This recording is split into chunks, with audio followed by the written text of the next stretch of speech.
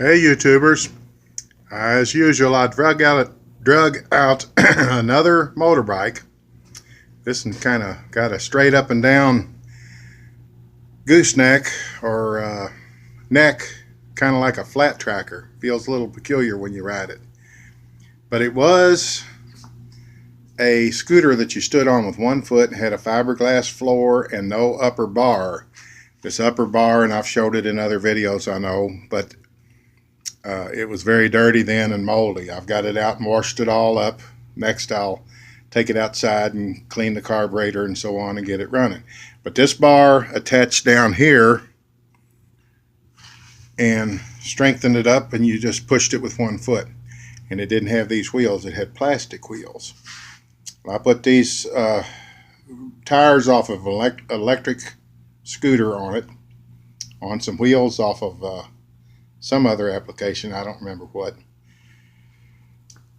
Took that pipe that was going down to that socket I showed you on the bottom and welded it to a chrome front fork, which also shares the back axle, and got a number 35 mini bike or go-kart sprocket welded to where the bearing race was with little short welds, and so it wouldn't tear up the integrity of the bearing race.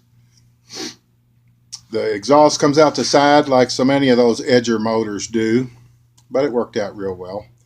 And if you've ever been up under a sink or cleaned out or replaced a trap in your sink, you'll know what that is on the muffler. I just thought it looked kind of neat. Back here on the back end, see, isn't that cool looking? That's kind of got a neat stance to it. Almost looks straight up and down. Looks like one of those bikes that they rode the dirt on. A flat tracker. On my back wheel, let me get a trouble light so you can see this real good.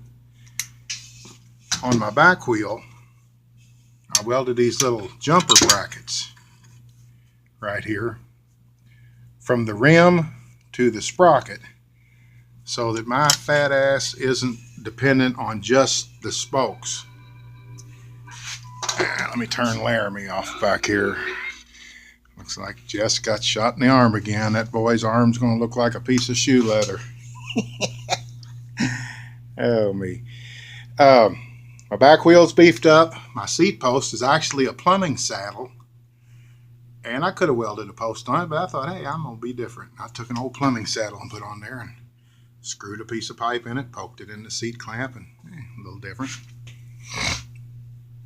Had to do some major re-rigging on the gas tank bracket because it did hang out off the back here where you see this rust, and hung over top of a little diaphragm carburetor on a real tiny manifold that had a port inside it about as big as a carpenter's pencil, or a first grade pencil as I always call them. I put intake off of a 3.5 on it, which it had the big hole in the block, so why not open her up a little bit and use the Briggs & Stratton push-more carburetor, if I can get my light to do it here. Made my choke linkage here. How does that work? Oh, you click it in over. Dadgummit, this light's going to cost me more trouble than help. There we go. You click it over like so. I reground the little detents to keep it choked. Then you move it back a click for half choked. You see that? Yeah. Back a half a click for half choked. Now we got a good view. It's hard to look at the screen. The little piece of springy wire, which is actually wire out from under my pickup truck seat. But it was spring steel, so I hang on to everything and use it later. And then one more click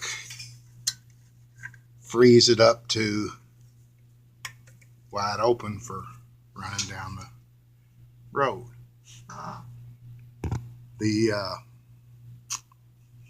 throttle cable comes around the other side, goes into the butterfly, and I use a small nut. There you go, there's a good view of it. Took a small nut, mashed it with vice grips to make me a kind of like a solderless connector to hold my cable together. And quite often I'll use the finial off of the top of a spark plug as a cable clamp. Put a little old kill switch up here on the, blocking the screen. Put a kill switch, where are we at? Right there, up on top of the frame. Self-explanatory. It is an edger motor, 7.5 cubic inch, 2.5 horsepower.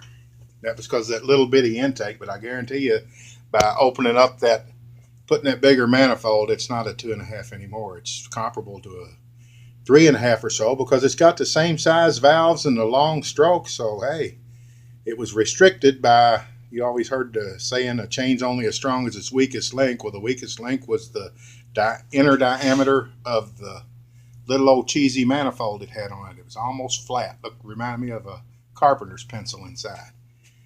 Used good old rebar for my foot pegs because I was ready to ride. Let's get her going. Here's them real good high-speed tires. Them we won't get you skinned up tires. Hand brakes. The longest throw of the, I think they call them heads in bicycle terminology. I always called it a neck, but it looks more like a neck to me. But anyway, it's real long stretch through there. Some ape hangers off of an exercise bike. Made a cool little mini bike, but one, it's been sitting back here in the corner just covered in mold. I've got a leak in the corner, and every now and then that corner will have to dry out, and it dries slow. So it molded up, and the tires were white with mold. The motor was white with mold, the seat, everything. So I took it outside and took some simple green and scrubbed the daylights out of it. I'm going to get her out on a warmer day, clean the car, put gas in it, and get her running. I know you've all seen this. I take that to shows just to show off a little. Good old kickstart Briggs. I use it as my starter motor for the Whizzer, or I have. But that's enough about that. As Forrest Gump would say, that's all I got to say about that. When I get her running, I'll do a video of it terrorizing the neighborhood, flying around the block. If you enjoyed this, John Wade on YouTube, or John Wade Motorized Bikes. There's a gazillion ways to look me up, but I appreciate you watching. Bye-bye.